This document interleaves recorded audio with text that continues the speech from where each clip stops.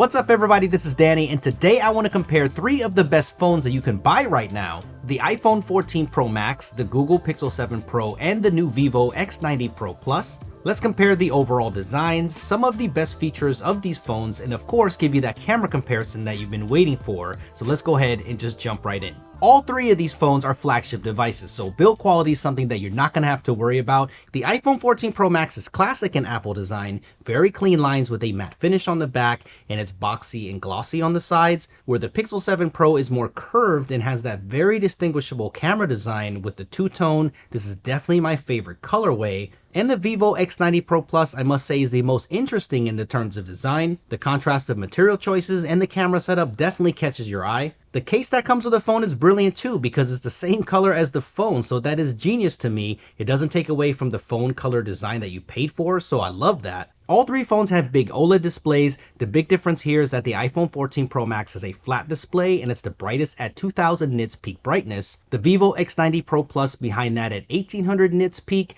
and the Pixel 7 Pro at 1500 nits peak brightness. They all look fantastic and you won't be disappointed, but I'm not the biggest fan of curved displays. The Pixel is somewhere in the middle, where the Vivo is more narrow and very curved. The curved display definitely makes the phone feel and look thinner. All of these phones look great when you're watching content, and they all have dual speaker setups, so here's a speaker test to give you an idea of how they sound.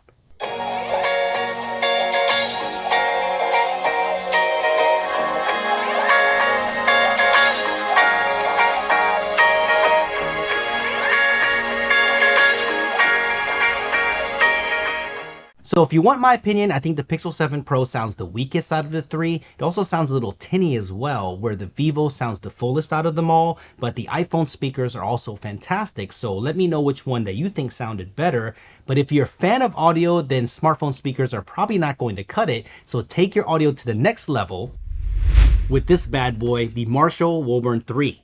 Today I partnered with Marshall and they sent me this beast of a speaker to show you how easy it is to use with all 3 of these smartphones. There are a ton of Bluetooth speakers to choose from, but tell me if they look as iconic as this. I love the unique design touches this speaker has, and it just radiates that rock and roll feel. From the details of the physical knobs for volume, the bass and treble, to the push slider sound controls, and this amazing textured power switch. This is a killer design that is comprised of 70% recycled plastic and vegan materials. Of course, the best part is the sound. This thing is incredible, and I can guarantee you'll be blown away when you hear how much space this speaker can fill up. It can get loud, so when you pick one up, make sure you crank it up because it can handle it.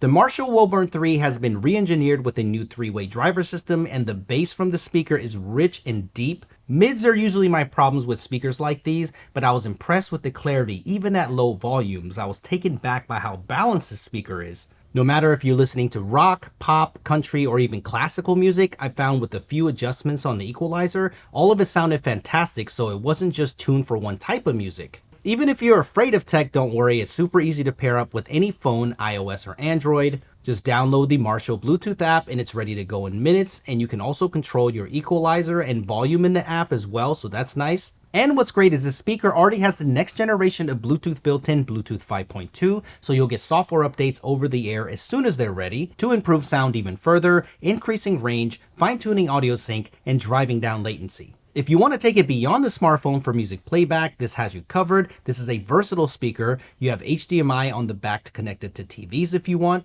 There's an RCA connection on the back as well for music equipment, and an auxiliary input also if you need it, so this thing is stacked.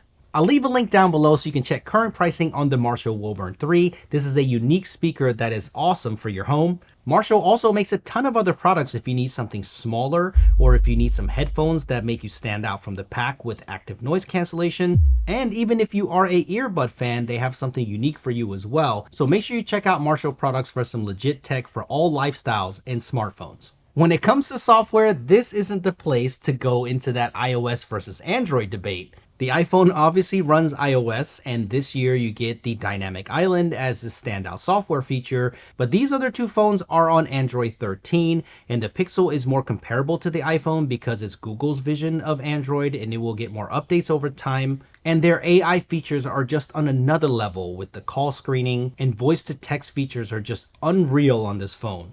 But there are some unique software features on the Vivo X90 Pro Plus that's not on the Pixel 7 Pro like this one. They both have under-display fingerprint scanners, but the Vivo has the Qualcomm ultrasonic scanner, so the area is much wider, so this enables cool things like quick launching apps with a fingerprint, which is awesome. So I think this is neat that you can pretty much open anything you want like an app with the fingerprint. I think this just brings something fresh to the fingerprint scanner.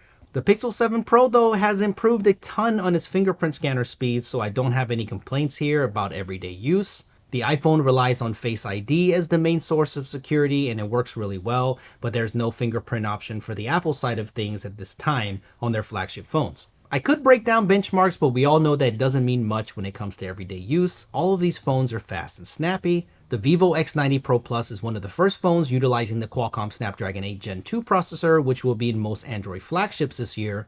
The Pixel 7 Pro is using Google's own Tensor G2, which has been pretty solid for me so far, and the iPhone 14 Pro having the most powerful chip out of the three with the A16 Bionic. But when it comes to everyday use, these phones are pretty similar when it comes to performance. They all have a variant of fast charging, but the Vivo is much faster, where approximately in 30 minutes you'll get close to 100% charge, where the other two will give you 50% charge in 30 minutes. They all have wireless charging as well, so that's nice. But again, the Vivo can go the highest at 50 watts wireless charging with the right charger, where here it's 23 and 15 watts respectively.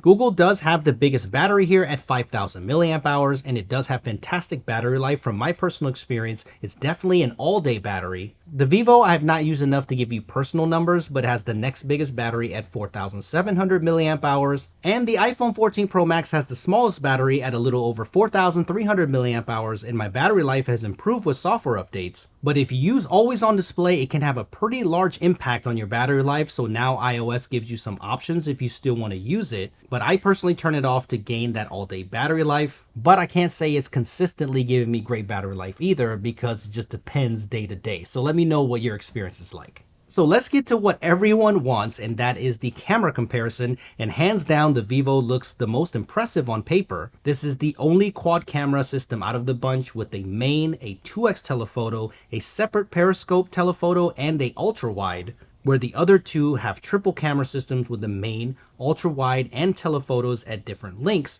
So here are the specs listed if you are interested. But how do these perform in the real world? Let's jump in. So here's the front-facing camera video, so let me know which one looks better and which one sounds better. But we're getting 4K right here on these two and Vivo. Still with 1080p in 2023.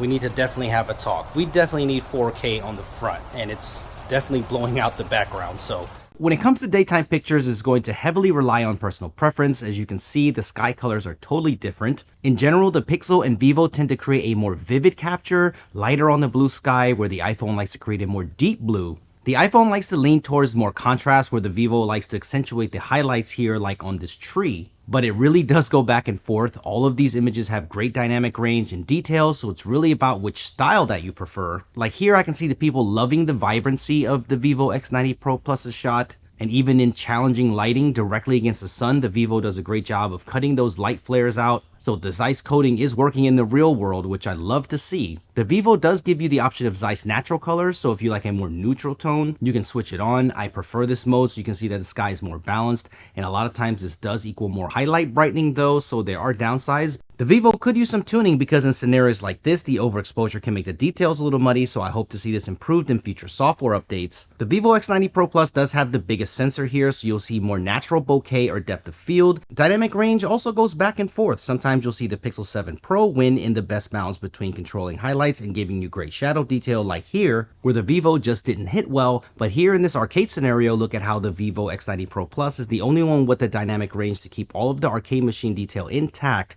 which is really impressive. When the X90 Pro Plus hits though, it really hits. The food shots come out so colorful, bright, and detailed with retaining dynamic range in the background. Even with the macro shots, it does the same, and I'm glad all three of these phones have macro modes. They all do a good job with detail, like in this wallet shot, but the focus distances are different on all three cameras, which is something to keep in mind. When it comes to pictures of human subjects, the Vivo does like to brighten the skin, which I think a lot of people will like, but especially in portrait mode, when it goes wrong, it can really over accentuate. I almost look like I have on makeup here, but the Vivo does a great job overall, giving you not the most accurate look, but more of a stylistic look like this one. The skin tone I think is more accurate here on the Pixel 7 Pro, but the Vivo does look super clean in this one. The Pixel 7 Pro does have a significant crop with portrait mode, which can get frustrating at times. When it comes to zoom, it's a battle between the X90 Pro Plus and the Pixel 7 Pro. Every phone starts with a 2x zoom, but the next step up zoom is different for each camera. But the iPhone has a max of 3x optical zoom.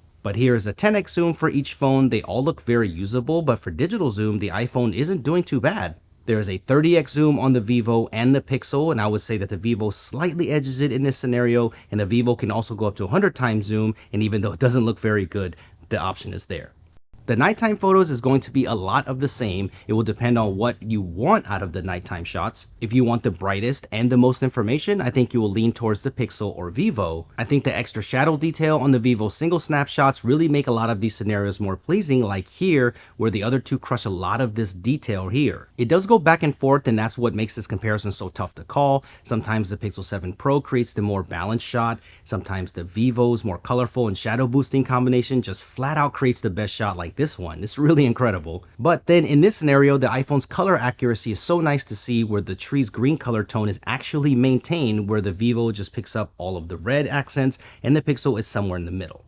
When it comes to noise, all three of these do a great job of noise reduction. This is a shot without night mode, and again you can see the three totally different approaches. When punching in heavily just to see the noise pattern, you can see they all do a decent job with noise, but here in the same shot with night mode on, they all get brightened up. The iPhone keeps it the most natural, but I think the Vivo has the best in between. And when you punch in again, you can see that all three improved on noise, so night modes are quite good on all three phones. You can see this also in night mode portrait shots. I am surprised how flat the iPhone shot is here, where the Pixel is the best balanced shot out of the three, but the Vivo looks and feels most memorable even though it's quite oversaturated. It's a very stylistic look, and it's really fast as well, about a 1 second exposure on the night mode portrait. The iPhone took about 2 seconds here, while the Pixel looks fantastic, but it took about 4 seconds to get this pic. I had to take it twice because my son moved, so that's something to consider. Let's talk about video to end this out. During the day, they all look pretty great. The iPhone lands towards the warmer side of color tone, which is accurate since the sun is coming down right now,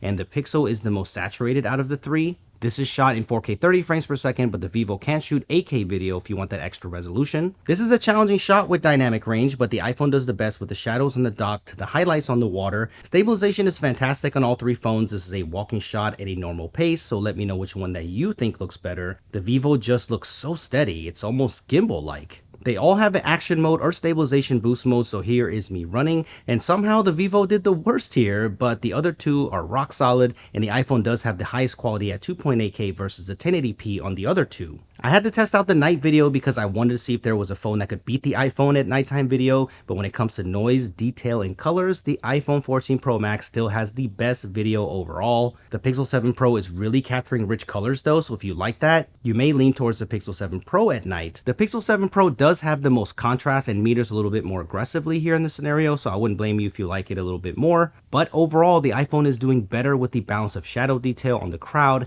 and reducing the noise, so let me know what you think. I had to test out the night mode HDR video on the Vivo because I thought that could enhance it, and it does. So if you look at the people, it's very impressive in bringing back the details of the crowd, but it affects frame rates heavily. You can see how choppy it is, so I hope this improves with the software update. So that about does it. All three great phones. Let me know which camera that you took it in the comment section below, and I will see you in the next one. S23 Ultra.